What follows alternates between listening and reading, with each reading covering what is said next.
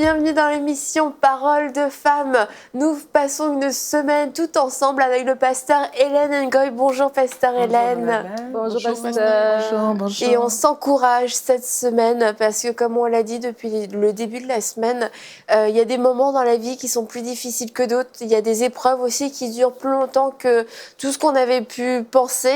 Et il y a certaines femmes qui avaient vraiment besoin d'être encouragées, de savoir que Dieu est bon et que leur épreuve n'est pas le mot final de leur vie et qu'il y a une destinée au-delà et après l'épreuve. Et nous voulons cette semaine le rappeler. Et nous sommes avec vous donc depuis le début de la semaine. Et puis, je voulais rappeler aussi que vous êtes pasteur avec votre mari. Vous servez le Seigneur avec votre mari depuis 28 ans, puisque ça fait 28 ans que vous êtes mariés. Ouais.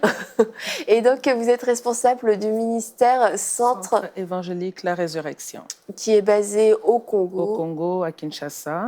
Et bien sûr, nous avons des églises dans certaines villes, au Congo et dans le monde. Ok, donc on peut aller prendre toutes les informations sur Internet. Oui, tout à fait. Et on salue votre mari, le pasteur Dominique. Merci beaucoup.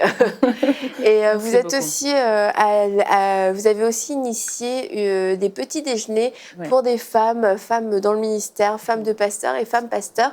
Et dans ces déjeuners, vous encouragez les femmes, en tout cas vous donnez une occasion aux femmes de pouvoir connecter ensemble et de pouvoir être encouragées dans les défis qui sont propres aussi, quelquefois aux femmes qui sont dans le ministère. Tout à fait, oui. Ça va faire bien une quinzaine d'années pour le moment que nous avons commencé ce programme à Kinshasa et qui est très bénissant parce que, comme je le dis souvent, bien qu'étant des personnes publiques, mais souvent les personnes qui sont dans le ministère, les femmes dans le ministère, les épouses de ministres sont très seules. Et elles vivent des réalités, des difficultés, beaucoup de moments de joie aussi. Il ne faut pas juste aller dans ce sens-là. Elles vivent des réalités qui font qu'elles ont besoin d'être encouragées. Mais bien souvent, la question, c'est à qui je vais parler. Et c'est ainsi que quand nous nous retrouvons dans ces moments-là, vous avez les témoignages des autres personnes. Vous êtes fortifiés, vous vous connectez avec des nouvelles personnes avec lesquelles vous pouvez continuer à cheminer, quand bien même le petit déjeuner est passé, mais vous continuez votre route. Et j'aimerais dire que partout où ça s'est passé, on a toujours des bons témoignages. Les femmes sont vraiment bénies. Et donc, on peut trouver toutes les informations sur le site internet petitdéjeuner.net. Voilà, c'est vraiment petitdéjeuner.net. Il y a toutes les informations, savoir si un petit déjeuner a lieu dans votre coin, parce que ça se passe au Congo, mais aussi en France et au Canada. Donc, il faut vraiment aller vérifier s'il y a quelque chose près de chez vous. Et aujourd'hui, on va continuer à parler de l'épreuve, mais comment continuer de servir dans l'épreuve.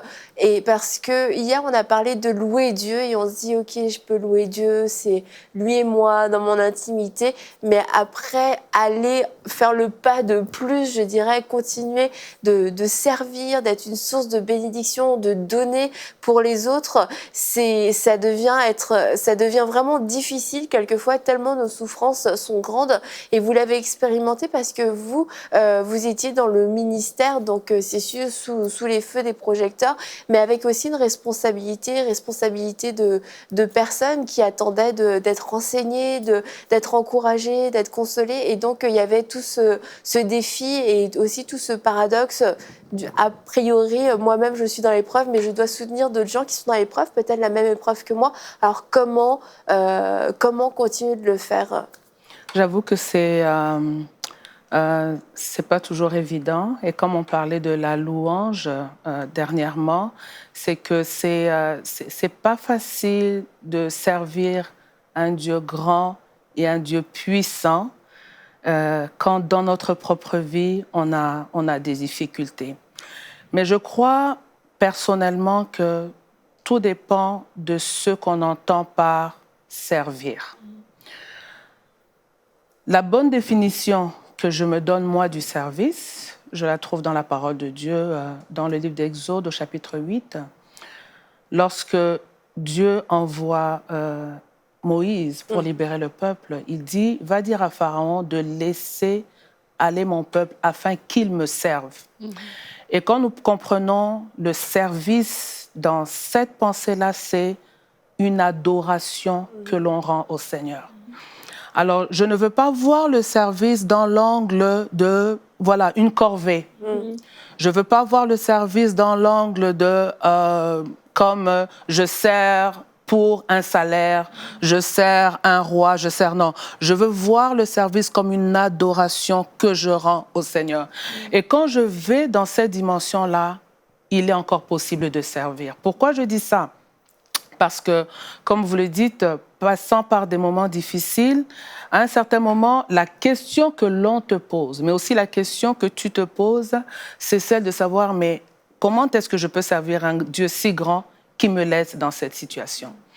Et je me rappelle, il y a beaucoup d'années en arrière, une fois j'étais avec une sœur, une bien-aimée qui passait par les mêmes difficultés, qui est aussi servante de Dieu. À un moment, elle me l'a dit tout simplement, elle m'a dit, écoute, moi j'arrête de servir, je vais chercher ma bénédiction. Moi j'ai dit, mais écoute, tu ne peux pas chercher ta bénédiction sans adorer le Dieu qui te bénit. Alors, mais si nous comprenons le service comme une adoration que l'on rend au Seigneur, il est possible de servir, mais j'avoue encore que ce n'est pas facile. Mais comment on fait pour prêcher? On prêche et on enseigne sur la bonté, la fidélité, la puissance de Dieu, alors que nous-mêmes, on ne l'expérimente pas et on se dit, bon, c'est vrai, mais moi, je connais la bonté de Dieu, mais peut-être on voit les gens devant nous qui nous regardent avec ces questions-là. Comment on fait pour ne pas être déstabilisé? J'aime souvent ce que mon mari, le pasteur Dominique, dit. Il dit que la première fois que le Seigneur lui a demandé de parler sur la prospérité, lui-même, il se voyait comme représentant de la pauvreté sur la terre. Parce qu'il était, il était vraiment dans des situations très, très difficiles, financièrement, on va dire. Alors il dit au Seigneur, mais Seigneur, je ne peux pas aller parler de la prospérité, parce que les gens vont me dire, mais pourquoi Dieu ne commence pas par toi? Et Dieu lui a dit ceci. Tu ne parles pas de la prospérité parce que tu as les moyens, mais tu parles de la prospérité parce que c'est la parole de Dieu. Et la parole de Dieu, elle est vraie, pas parce que tu l'as vécue, mais parce que c'est sa parole. Alors, dans le même sens, c'est ainsi que je peux continuer à servir. Pendant le temps où je n'avais pas d'enfant, vous ne savez pas combien de fois j'ai enseigné sur Anne. Anne, cette femme qui était dans le temple en train de... Alors, certainement, les gens qui me regardent disent, mais cette femme, elle n'a pas compris que c'est elle, la première Anne, qui doit aller chercher Dieu. Mais je parle de la puissance de Dieu, je parle de la grandeur de Dieu, pas parce que, par rapport à ce que moi je vis, mais parce que c'est sa parole. Et c'est... personnellement, ce qui m'a aidé, parce que je suis plus dans la prédication, dans les enseignements, ce qui m'a aidé à continuer à parler de la puissance de Dieu, c'est parce que je crois à la parole de Dieu. Que je l'ai vécu ou pas, la parole de Dieu est vraie. Et autour de moi, il y a tellement de témoignages de la fidélité de Dieu que je ne peux pas m'empêcher de parler de la puissance de Dieu. Mais c'est tellement inspirant ce que Pasteur Hélène est en train de dire, parce que c'est vrai que non seulement les gens vont nous poser la question, nous-mêmes, on va se poser la question. L'ennemi va nous accuser aussi. Des fois, c'est comme quelqu'un qui va prêcher sur la sanctification alors que lui-même, il lutte avec lui-même. Quelqu'un qui va prêcher sur la grandeur de Dieu alors que lui-même n'a pas encore vu des choses s'accomplir dans sa vie. Mais c'est exactement ce qu'elle a dit. Au contraire, parle encore, parle, ne te tais pas et ne laisse pas cette situation, cette épreuve te faire taire, te faire fermer la bouche, en fait. Et c'est vraiment ça qui est important de dire. Moi, je me rappelle quand je me suis cassé le pied, justement, j'avais des questionnements comme ça qui venaient vers moi et j'ai dit non, c'est pas... Tu sais, il faut vraiment savoir distinguer les choses, dissocier la main de l'ennemi dans notre vie, dissocier la grandeur de Dieu, la main de Dieu dans notre vie. Et vraiment, comme elle a dit, la parole de Dieu est la vérité. C'est ça le standard vers lequel on tend, c'est ça le standard qui nous définit, c'est ça le standard sur lequel on s'appuie. Et ça, c'est vraiment important. Et c'est encore un témoignage plus grand quand chaque jour, on déclare la bonté et la puissance de Dieu. Et comme elle le fait elle-même, en le déclarant, en prêchant, en enseignant, elle découvre des nouvelles choses. Elle-même, elle est une source de témoignage parce que les gens connaissent son épreuve, voient ce qu'elle dit. Donc vraiment, en tant que leader dans l'Église, de vraiment continuer à persévérer. Et même les gens qui servent. Moi, il y a un témoignage dans notre Église d'une dame qui avait vraiment des difficultés très, très graves dans leur vie, des situations compliquées, l'immigration et tout ça. Mais elle venait faire le ménage. Et pendant des années, elle a fait le ménage toute seule et finalement, elle a eu une équipe. Mais tout ce que Dieu a fait dans sa vie, mais on lui disait, mais tous les découragements qu'elle entendait ne l'empêchaient pas de continuer à servir. Parce qu'il y avait une joie, parce qu'elle avait compris que le service, ce n'est pas un salaire que je vais dire, ben, Seigneur, j'ai fait tout ça, comment est-ce que tu ne m'as pas encore récompensé, payé pour ce que j'ai fait? Mais elle comprenait que le service, comme le pasteur a dit, est une adoration, en fait. Et c'est ça, ça fait toute la différence. Mais aussi, je vais juste donner, je vais un peu raconter une chose qui m'était arrivée. Je me rappelle un jour, il y avait un service et puis il fallait qu'on prie pour les gens, pour les malades et les cas qui étaient à l'église. Alors, le pasteur Dominique, mon époux, qui va demander à plusieurs pasteurs dans l'assemblée de se tenir devant la foule et que les gens allaient venir pour qu'on prie pour eux. Alors, on s'est mis là, on était, je pense, à 5 ou 6, et puis les files se sont formées devant nous. Mais je me rends compte que devant moi, je vois de tous les côtés, les gens avancent, mais devant moi, les gens n'arrivent pas. C'est un peu comme pour dire, qu'est-ce qu'elle va me donner? On ne donne que ce qu'on a, mais ce que j'ai, c'est pas mon témoignage. Ce que j'ai, c'est la parole de Dieu. Ce qui est sur moi, c'est l'onction de Dieu qui peut te bénir.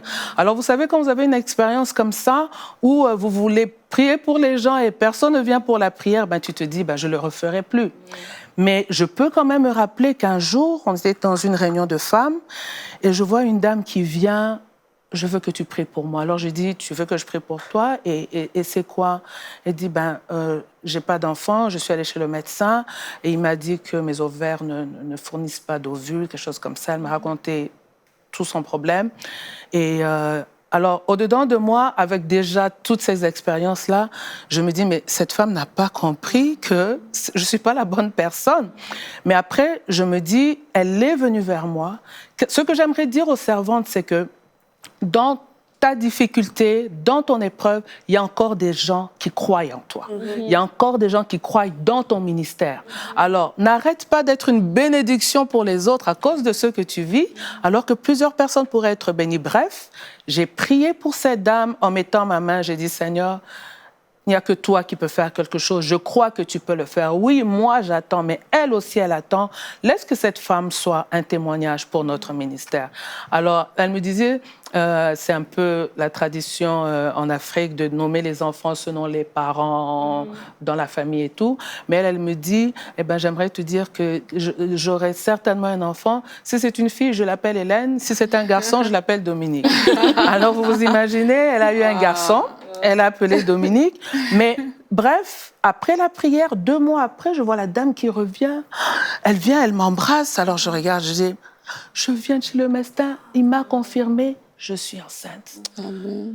Alors tu te dis, Seigneur, j'aurais refusé de prier pour elle parce que, voilà, toutes les explications et les accusations, mais cette femme n'aurait pas bénéficié de cette grâce. Je sais qu'elle aurait pu la bénéficier de plusieurs autres personnes, mais je me dis au-dedans de moi que Dieu est en train de me dire, tu restes mon instrument, malgré ce que tu vis, tu restes la personne par laquelle, et ça c'est juste un exemple parmi tant d'autres, juste pour rassurer quelqu'un, pour dire, servons le Seigneur, il est digne, c'est une adoration que nous lui rendons, et notre adoration, elle n'est pas conditionnelle, c'est en tout temps.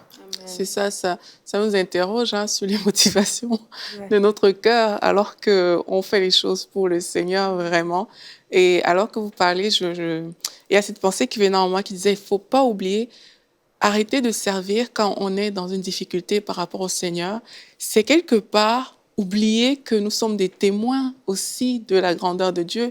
Dans une émission, je ne sais pas si c'est celle qu'on a fait hier, on est en train de dire qu'il y a des gens qui nous regardent, il y a des gens qui nous observent, il y a des gens qui vont regarder et dire « Ok, pasteur Hélène dans la situation où elle est, mais elle continue de servir le Seigneur et ça aura un impact sur leur vie. » Et encore, là, la situation a changé. Parce que parfois, on est trop limité dans nos pensées. On se dit, OK, comme je ne suis pas, cette femme, comme je suis cette femme stérile, ben, ça signifie que je ne peux pas parler, je ne peux pas prier pour une autre. Mais en fait, ça veut dire que tu es resté avec cette vision de la femme stérile. Tu n'es pas allé plus loin. Parce que quand tu vas plus loin, tu réalises que mais Dieu est tout-puissant. Dieu est celui qui va me faire sortir de cette situation. Alors, je continue dans ma marche avec lui. Je continue à prier pour les gens parce que non seulement s'il va le faire pour moi, ben, il peut le faire aussi pour la personne qui est en face de moi. Et c'est de continuer comme ça, en fait, à croire. Dès l'instant où on s'arrête de servir, ben, pour moi, c'est deux façons de voir, soit peut-être au niveau des motivations, il y a des choses à revoir, mais ça veut dire que quelque part, on a limité Dieu, en fait, à notre situation, à ce qu'on est en train de vivre. Mais c'est justement ce dans quoi l'ennemi veut nous amener. Il veut nous amener à nous arrêter là, à faire le stop là et s'asseoir pour dire que c'est fini. Mais servir, c'est un moyen de dire à l'ennemi que non, tu vas pas me bloquer, je vais continuer ma marche avec le Seigneur et je sais que Dieu va répondre. Dieu va répondre. Et la Bible dit ceci, le psaume 100, il dit « Poussez vers l'Éternel des cris de joie, vous tous habitants de la terre, servez l'Éternel avec joie. Venez avec allégresse en sa présence. » Il est possible aussi de servir le Seigneur, mais en murmurant. Il est possible aussi de servir le Seigneur, mais en se plaignant, en se disant « Si je ne le fais pas, personne d'autre le fera, alors je dois le faire. » Ça devient comme une obligation. Mais nous devons servir le Seigneur avec joie. Au fait, dans notre service, au fait, c'est Dieu, certainement que Dieu considère et voit le service, mais il voit plus l'attitude avec laquelle nous servons. Et il y a aussi des gens qui se disent « Oui, mais je sers le Seigneur, ça fait des années, mais Dieu ne fait rien dans ma vie. » Mais si tu le sers toujours en te plaignant, toujours en te demandant « Oui, mais quand est-ce que tu vas agir ?» Et puis en te disant « Ouais, mais si j'y vais pas, le pasteur va m'appeler pour me demander comment ça se fait qu'il m'a pas vu à la chorale, comment ça se fait qu'il m'a pas vu à l'intercession. Alors pour éviter l'appel du pasteur, je viens servir. » Non. Nous servons le Seigneur avec joie. C'est notre adoration que nous lui rendons. Et il le mérite réellement. Et quelquefois, je crois aussi qu'on ne veut pas faire honte à Dieu aussi. C'est pas qu'on ne veut pas servir, mais l'ennemi nous a tellement menti sur notre condition et sur le fait qu'on était quasiment une honte pour Dieu. Tu vas prêcher sur la puissance de Dieu, mais toi, tu ne le vis pas. C'est un affront que tu fais et on a l'impression, au final, que ces accusations sont des mises en garde de la part de Dieu lui-même qui nous dit « Rassieds-toi, je ne peux pas t'utiliser parce que tu n'es pas assez qualifié, je ne peux pas t'utiliser parce que toi-même, tu ne l'as pas vécu. » Et en fait, c'est d'avoir du discernement que c'est pas Dieu qui nous parle dans ces moments-là, c'est l'ennemi qui est en train de nous mentir, en train de nous intimider, en train de nous accuser, de nous rabaisser pour nous dire, pour à la fois nous étouffer, mais aussi priver des gens de ce qu'ils pourraient recevoir à travers nos vies. Et puis quelquefois, sans le vouloir, parce que les gens sont pas forcément méchants, mais quelquefois les gens peuvent être maladroits, comme avec cet exemple de la ligne de prière.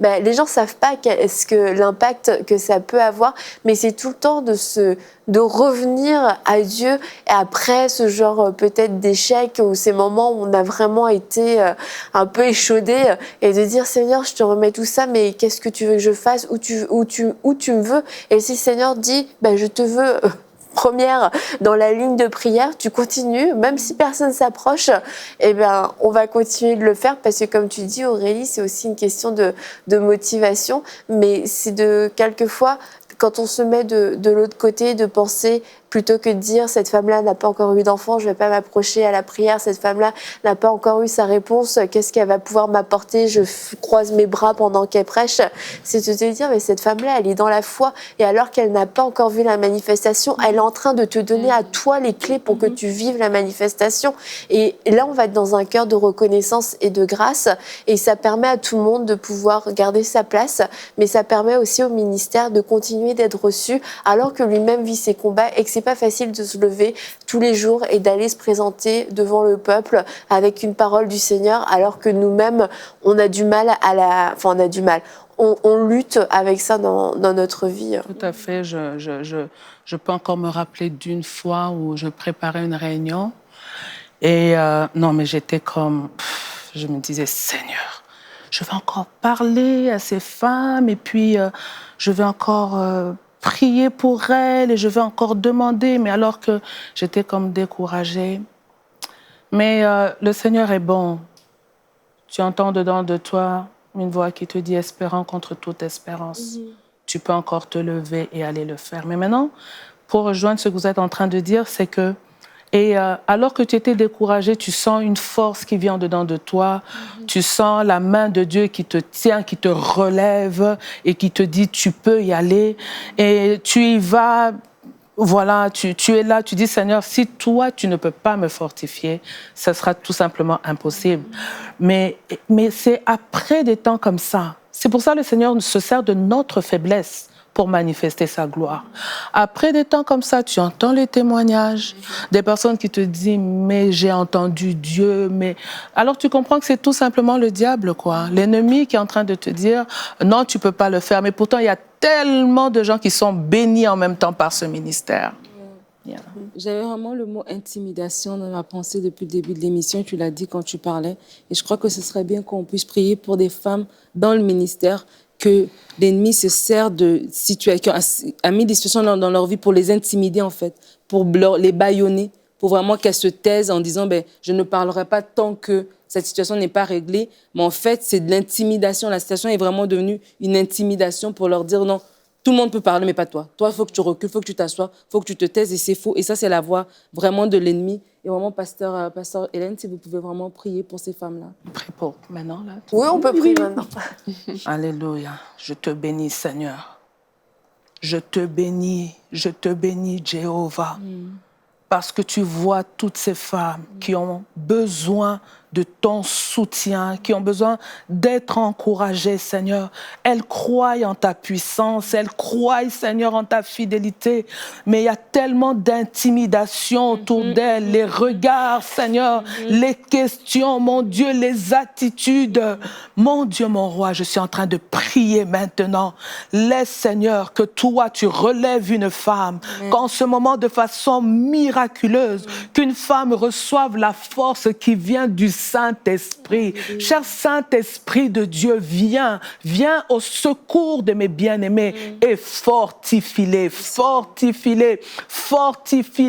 par une parole, fortifie-les, Seigneur, en leur donnant, en déposant dans leur cœur la pensée de Dieu et qu'elles soient bénies. Oui, Seigneur, je te vois relever des femmes et merci de les amener encore plus loin. Merci de les amener encore plus loin et de répandre ton onction. Oui, selon qu'il est écrit que tu répandras de ton onction sur toute chair, que l'onction de Dieu soit répandue sur les femmes pour un nouveau ministère, pour une nouvelle dimension, pour des nouvelles, Seigneur, des nouvelles conquêtes avec toi.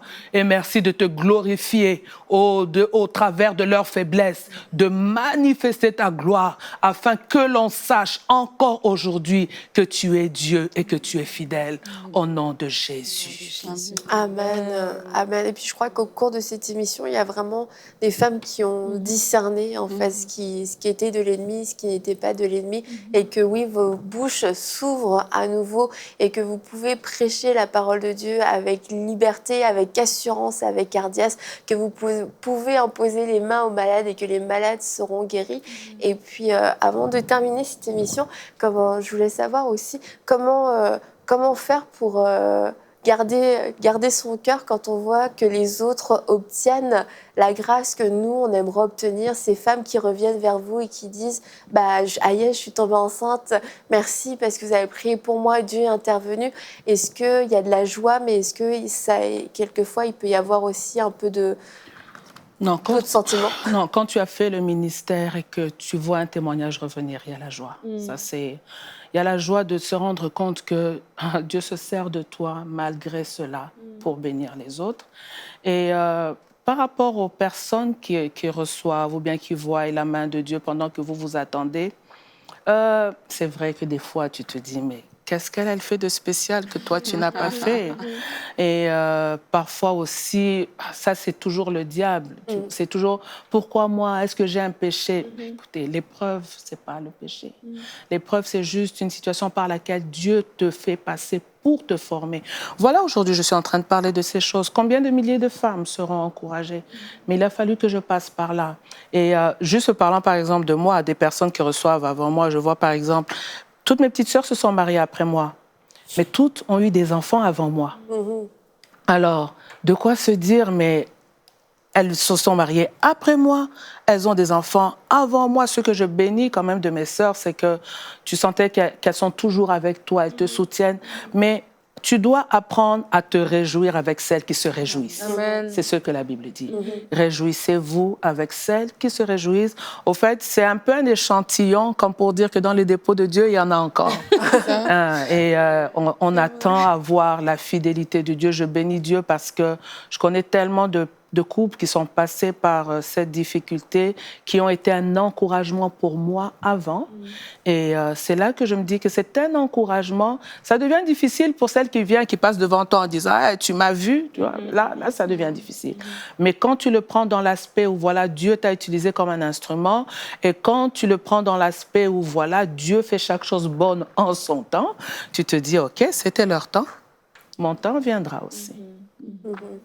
Oh, gloire à Dieu. Puis c'est l'exemple de vos sœurs, je pense que c'est un bon exemple dans le cas surtout de la maternité. C'est que comme vous en avez parlé, on en parlera aussi plus tard dans la semaine, mais de veiller sur notre cœur pour justement ne pas devenir amer et perdre certaines relations, parce que les gens sont bénis, mais ça n'enlève rien à notre bénédiction et c'est pas de leur faute entre guillemets, c'est pas de la nôtre non plus. Mais quelquefois dans l'épreuve, on peut devenir tellement dur qu'au final, nous-mêmes, quand on reçoit la manifestation de notre guérison, de notre délivrance, etc., on est tout seul, il n'y a plus personne pour se réjouir avec nous parce qu'on a chassé tout le monde de notre entourage.